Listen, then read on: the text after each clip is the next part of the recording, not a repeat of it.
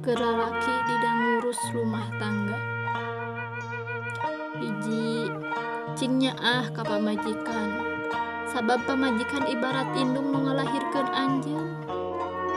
Anu kadua, mun keur ngambek ka pamajikan, ulah ngomong kasar.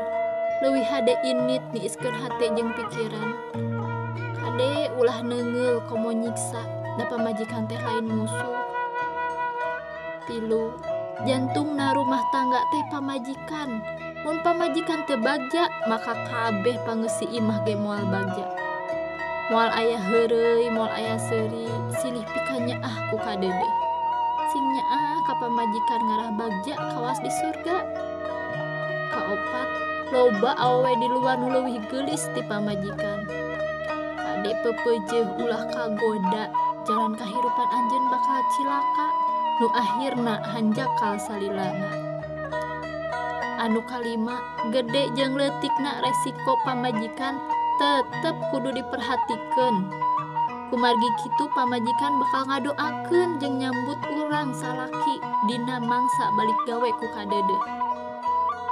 Genep, dua urang anu cicing di imah ulah gengsi nembongkeun tingkah laku saha anu meunang, saha anu eleh, lantaran duanana lain rek diadu, tapi batur hirup salilana.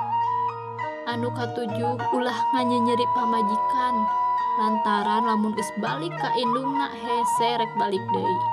Keur lalaki bakal kasiksa mun sono ka anak. 8. Ajarkeun budak anjeun kumaha hormat ka indung, sabab jaka bakal kawin ngalakonan naon nu diajarkeun.